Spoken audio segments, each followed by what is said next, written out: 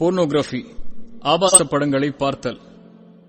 இன்றைய உலகில் தனிமனிதன் சார்ந்து எண்ணற்ற பிரச்சனைகள் உள்ளது. அதில் வெளிப்படாமல் மறைந்திருக்கும் ஒரு முக்கிய பிரச்சனைதான் ஆபாச படங்களை பார்க்கும் பழக்கம் உள்ளவர்களாக மனிதர்களில் பெரும்பாலான மக்கள் இருப்பது. மறைந்திருக்கும் பிரச்சனை என்று கூறப்படுவதன் காரணம் மறைவில் மட்டுமே இந்த செயல் செய்யப்படுவதால்தான். இந்த பிரச்சனையால் தன் செல்வத்தை, கல்வியை, தொழிலை, கண்ணியத்தை, குடும்பத்தை, என் வாழ்க்கையை தொலைத்தவர்கள் கூட அதிகம். வாலிபர்களிடமும் பெரியவர்களிடமும் இருந்த இந்த பழக்கம் இன்று சிறுவர்கள் முதற்கொண்டு படர்ந்திருப்பதுதான் இன்றைய உலகின் மிகப்பெரிய கேடாக மாறிக்கொண்டிருக்கிறது. இந்த உலகின் வர்த்தகத்துறையின் பெரும்பகுதி ஆபாச படங்களை தயாரிப்பதை வைத்துதான் இருக்கின்றது என்பதும் சாபக்கேடு. மிகப்பெரிய பாவமாக கருதப்பட வேண்டிய ஒரு தீமை இன்று உலகில் வாழும் பெரும்பான்மையான ஆண்களுக்கும் பெண்களுக்கும் பொழுதுபோக்கு அம்சமாக மாறிவிட்டது. இந்த உலகில் பலர் இந்த செயலில் ஈடுபட்டாலும் இந்த குற்றத்திலிருந்து எப்படியாவது வெளியேறி விட வேண்டும் என்று சிரமப்படும் மனிதர்கள் அதிகம். உண்மையில் ஆபாச படங்களை பார்க்கும் பழக்கத்திலிருந்து வெளியேறுவது சிரமம்தான். ஏனெனில் இந்த உலகம் அதை சுற்றியே அமைக்கப்பட்டு விட்டது. இன்டர்நெட், சினிமா, இசை இவற்றின் பெரும்பான்மையின் அழைப்பு அதை நோக்கியே அமைந்திருக்கும் பொழுது எப்படி மனித சமூகம் இதை தவிர்ப்பது? ஒவ்வொரு வினாடியும் 30,000த்திற்கும் மேற்பட்ட மனிதர்கள் ஆபாச படங்களை பார்க்கிறார்கள். விபச்சாரத்தை குற்றமாக கருதும் பலர் கூட விபச்சாரத்தில் இருந்து உருவாகும் இந்த செயலை குற்றமாக கருதுவது கிடையாது. என் தோழனே, ஆபாச படங்களை பார்க்கும் பழக்கம் உன் சிந்தனையில், குடும்ப வாழ்வில், குறிப்பாக ஆன்மீக வாழ்வில் பெரும் பாதிப்புகளை ஏற்படுத்திவிடும். உன் நற்பிறப்பையே கேள்விக்குள்ளாக்கும் செயல் இது. எப்படி சிந்தனையில் பாதிப்புகளை ஏற்படுத்தும் தெரியுமா? ஒரு மனிதன் தன் சிந்தனையை எதை கொண்டு நிரப்புவானோ அதை கொண்டே இந்த உலகில் அனைத்தையும் உற்று நோக்குவான். இந்த ஆபாச படங்களில் மூழ்கி தன் சிந்தனையை அதை கொண்டு நிரப்புபவர்கள் சில சமயம் தன் தாயை கூட, ஏன் அவன் உடன் பிறந்த சகோதரியை கூட, இன்னும் தான் பெற்ற மகளை கூட தவறான பார்வையில் பார்க்க நேரிடும். அவன் வாழ்வில் எந்த ஒரு பெண்ணையும் அவனால் கண்ணியமான பார்வையில் பார்ப்பதே சிரமமாகிவிடும். மேலும் எப்படி குடும்ப வாழ்வில் பாதிப்புகளை ஏற்படுத்தும் தெரியுமா? இன்றைய உலகில் கணவனும் மனைவியும் சேர்ந்து ஆபாச படங்களை பார்க்கிறார்கள். இந்த உலகத்தில் சொல்லப்படும் ஒரு பொய் அதற்கு வழியை ஏற்படுத்துகிறது. ஆபாச படங்களை பார்ப்பது கணவன் மனைவியின் மகிழ்ச்சியான வாழ்க்கைக்கு வழிவகை செய்யும் என்பதே அந்த பொய். ஆம், கணவனும் மனைவியும் சேர்ந்து பார்க்கும்போது வெறும் பணத்திற்காக மருந்துகளை எடுத்துக்கொண்டு தன்னை அலங்கரித்துக் கொண்டு பொய்யாக நடிக்கக்கூடியவர்களைப் போன்று உண்மையாக வாழ வேண்டும் என்று முயற்சி எடுக்கின்றார்கள். இறுதியில் அம்முயற்சி தோல்வியை தழுவுவதே மனமுறிவுக்கு அடிப்படை காரணமாக அமைகிறது. இந்த ஒப்பீடே அதிருப்தியை அவர்களுடைய வாழ்வில் ஏற்படுத்தி விடுகிறது. இன்னும் பலர் திருமணம் இந்த பழக்கத்திற்கு முற்றுப்புள்ளி என்று எண்ணுகிறார்கள். ஒருபோதுமல்ல. ஒருவன் இந்த பழக்கத்திற்கு அடிமையாகிவிட்டால், அதிலிருந்து விடுபட முயற்சி இல்லை என்றால் மரணமே அதன் முற்றுப்புள்ளியாக அமையும். இறுதியாக, குறிப்பாக ஆன்மீக வாழ்வில் எவ்வாறு பாதிப்புகளை ஏற்படுத்துகிறது என்று பாருங்கள். இந்த உலகத்தில் செய்யப்படும் எந்த ஒரு தீமையும் படைத்த இறைவனை விட்டு ஒரு மனிதனை தூரமாக்கும். அதுவும் ஆபாச படங்களை பார்க்கும் பழக்கம் இறைவனுக்கும் அந்த மனிதனுக்கும் இடையில் ஒரு பெரிய தடையை ஏற்படுத்திவிடும். ஆபாச படங்களை பார்க்கும் யாராக இருந்தாலும் தன் தாயோ தந்தையோ அருகில் இருந்தால் பார்ப்பார்களா? ஏன் அவர்கள் தன்னை கண்ணியமாக கருதுகிறார்கள்? அவர்கள் நான் பார்ப்பதை பார்த்துவிட்டால் என்னை தண்டித்து இழிவாக பார்த்து விடுவார்கள் என்ற பயம்தானே.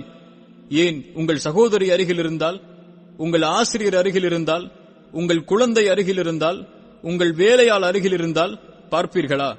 ஒரு அறையில் ஜன்னல்களை அடைத்துவிட்டு, கதவுகளை தாளிட்டு, விளக்குகளை அணைத்துவிட்டு இருளில் ஆபாச படங்களை பார்க்கிறீர்கள். வெளியில் காலணி அணிந்து கொண்டு உங்களின் தாய் நடந்து வருகிறார்கள் என்றால் என்ன செய்வீர்கள்? அந்த காலடி சப்தத்திற்கு பயந்து நீங்கள் வெட்க உணர்வை கொண்டு பார்ப்பதை மாற்றிக்கொள்வீர்கள். அப்படித்தானே? ஜன்னல்களை அடைத்துவிட்டு, கதவுகளை தாளிட்டு, விளக்குகளை அணைத்துவிட்டு இருளில் ஆபாச படங்களை பார்க்கும் நேரத்தில் உங்கள் இறைவன் உங்களை பார்க்கவில்லையா? இந்த இருளோ கதவுகளை அடைத்திருப்பதோ அவனின் பார்வையை, கண்காணிப்பை தடுத்து விடுமா என்ன? உங்கள் தாய் தந்தைக்கு, சகோதரிக்கு, பிள்ளைகளுக்கு, வேலையாளுக்கு, ஏன் உங்கள் தாயின் காலணி சப்தத்திற்கு கொடுக்கும் வெட்க உணர்வை ஏன் படைத்த இறைவனுக்கு கொடுப்பதில்லை? உங்களை பார்ப்பவர்களில் கடைசி தரம் உங்கள் இறைவனுக்கா? இறைவன் கூறுகிறான், கேளுங்கள். அவன் செய்யும் இந்த துஷ்ட காரியங்களை நிச்சயமாக இறைவன் பார்க்கிறான் என்பதை அவன் அறிந்து கொள்ளவில்லையா? மேலும் இறைவன் கூறுகிறான், நிச்சயமாக வானங்களில் உள்ளவைகளையும் பூமியில் உள்ளவைகளையும் அவன் அறிகிறான் என்பதை நீர் பார்க்கவில்லையா? 3 பேரின் ரகசியத்தில் அவன் 4ஆமவனாக இருக்கின்றான். இன்னும் 5 பேரின் ரகசியத்தில் அவன் 6ஆமவனாக இருக்கின்றான். இன்னும் அதைவிட மிக குறைந்தோ அதைவிட மிக அதிகமாகவோ அவர்கள் எங்கிருந்தாலும் அவன் அவர்களுடன் தான் இருக்கின்றான் என்று. மேலும் இறைத்தூதர் சொன்னார்கள், திகாமா அளவு நன்மைகள் இருந்தாலும் நாளை மறுமையில் தூசிகளாக மாற்றப்படும். ஏனெனில் தனிமை என்ற நிலை வந்தால் இறை சட்டங்களை முறித்துக் கொள்கிறான் என்று கூறினார்கள். ஆம், வெளிப்படையான அவனுடைய வாழ்க்கை இறை வழிபாட்டில் கழிகிறது. தனிமை என்று வந்துவிட்டால் பாவங்களை செய்கிறான். இறை பார்வையை மறந்து ஒரு மனிதன் வாழ்வதை விட இறைவனிடத்தில் பெரிய குற்றம் எதுவும் இல்லை. இந்த பழக்கத்திற்கு அடிமையானவர்கள் வெளியேற சில வழிகளை குறிப்பிடுகிறேன். முதலில் இறை நினைவுதான் அதற்கு அடிப்படை. நான் தனிமையில் இல்லை, என்னை யாரும் கண்காணிக்கவில்லை என்றாலும் என் இறைவன் என்னை கண்காணிக்கின்றான், அதுதான் என் மீது இருக்கும் முதன்மையின் பார்வை என்ற எண்ணம், இதுதான் பாவத்தில் இருந்த அந்த மனிதன் வெளியேறுவதற்கு அடிப்படை. ஒரு இறைத்தூதரின் வாழ்விலிருந்து பாடம் பெறுவோம் வாருங்கள். யூசுப் நபி அவர்கள் சந்தையில் ஒரு அடிமையாக விற்கப்பட்டு அந்த நாட்டின் மந்திரியால் விலைக்கு வாங்கப்படுகிறார்கள். அந்த மந்திரி தன் மனைவியிடத்தில் வளர்ப்பு மகனாக ஆக்கிக் கொள்ளலாம் என்று பொருள்பட கூறுகிறார். ஆனால் உலகில் பாதி அழகு கொடுக்கப்பட்ட அந்த நபியிடத்தில் அந்த பெண் ஈர்க்கப்பட்டு தவறான செயலுக்கு அந்த பெண் அந்த ஆணை அழைக்கிறார்கள். அந்த நேரத்தில் அந்த இறைத்தூதர் கூறிய பதில்தான் நம்மை வியப்புக்கு உள்ளாக்குகிறது. இறைவசனம் அதை எமக்கு கூறுகிறது. அவர் இருந்த வீட்டின் எஜமானி அவரை காதலித்து தன்னை அலங்கரித்துக் கொண்டு எல்லா கதவுகளையும் மூடிவிட்டு தன் விருப்பத்திற்கு இணங்குமாறு அவரை வாரும் என்று அழைத்தாள். அதற்கவர், என்னை அல்லாஹ் உன்னிடமிருந்து என்னை பாதுகாப்பானாக. நிச்சயமாக என் எஜமானனாகிய உன் கணவர் என்னை மிக்க அன்பாகவும் கண்ணியமாகவும் வைத்திருக்கிறார். இத்தகைய நன்மை செய்பவர்களுக்கு துரோகம் செய்யும் அநியாயக்காரர்கள் ஒருபோதும் நலன் பெற மாட்டார்கள் என்று கூறினார். அவர் கூறிய இந்த 2 விஷயங்கள் தான் நம்மை சிந்திக்க வைக்கிறது. முதல் விஷயம், இறைவன் அல்லாமல் உன்னிடமிருந்து என்னை யாரும் பாதுகாக்க முடியாது என்ற இறை நினைவின் வார்த்தைகள். 2வது விஷயம், தாயாக மதிக்கின்ற ஒரு பெண்ணுக்கு துரோகம் செய்யக்கூடாது என்ற எண்ணம். இறைத்தூதரிடத்தில் ஒரு மனிதர் விபச்சாரத்திற்கு அனுமதி கேட்கிறார். அதற்கு இறைத்தூதர் அவரிடத்தில், உன் தாயிடம் விபச்சாரம் செய்து கொள் என்று சொன்னார்கள். உன் சகோதரியுடன் விபச்சாரம் செய்து கொள் என்று சொன்னார்கள். எப்படி இப்படி செயல்பட முடியும் என்று அந்த நபர் கேட்டதற்கு, மற்ற பெண்கள் பிறரின் தாய் அல்லவா, பிறரின் சகோதரி அல்லவா, அவர்களுடன் மட்டும் எப்படி அப்படி நடந்து கொள்வாய் என்று கேட்டார்கள். மற்ற பெண்களை பார்க்கும்போது இந்த கண்ணியம் யாரின் மனதில் வருகின்றதோ அவரே மனிதன் என்ற தரத்தில் தன்னை ஆக்கிக் கொள்ள முடியும். இல்லையென்றால் மிருகத்திற்கும் அவருக்கும் இடையில் என்ன வேறுபாடு இருக்கின்றது? வெளியேறுவதற்கு 2வது வழி, உன்னை எந்த செயல் அதன் பக்கம் தூண்டுகிறதோ அதனை விட்டு விரைந்து இறை உதவிக்கு சென்றுவிடு.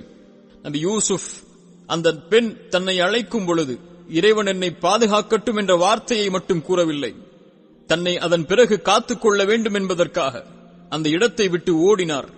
அந்த பெண் பின்னால் துரத்திச் சென்று அவர்களுடைய சட்டையை கிழித்தார்கள் என்று இறைவசனம் சொல்லுகிறது.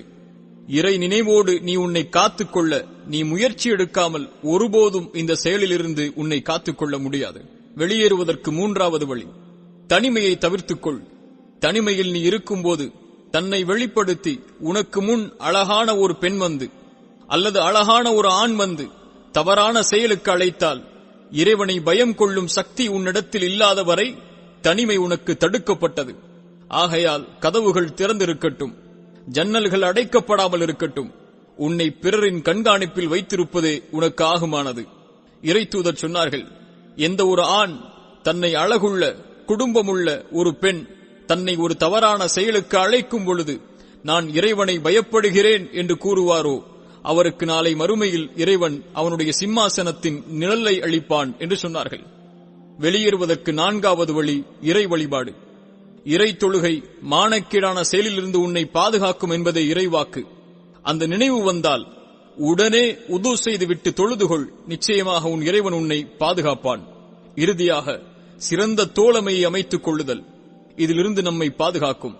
உன்னை சுற்றிலும் இறை பயம் கொண்ட நல்லொழுக்கத்தை பேணக்கூடிய நல்ல நண்பர்களை வைத்துக்கொள். என் நண்பன் அந்த பாவம் செய்கிறான், நான் செய்யவில்லை என்பது அந்த பாவத்தின் மீதுள்ள வெறுப்பை உனக்கு நீக்கிவிட்டது. விரைவில் ஆதலால் நீயும் அதில் ஈடுபடுவாய். மேலும் குறிப்பாக ஒன்றை கூறுகிறேன், உங்கள் சிறுவர்களை வாலிபர்களை கண்காணியுங்கள். உங்கள் பிள்ளைகளை கண்காணியுங்கள். அவர்கள் எதனை பார்க்கின்றார்கள், யாரோடு பழகுகின்றார்கள், எதனை பயன்படுத்துகின்றார்கள் என்று கண்காணிப்பது ஒருபோதும் தவறல்ல. ஒரு காலம் அவர்கள் இந்த செயலில் மூழ்குவதற்கு நீங்கள் ஒரு காரணமாகி விடாதீர்கள்.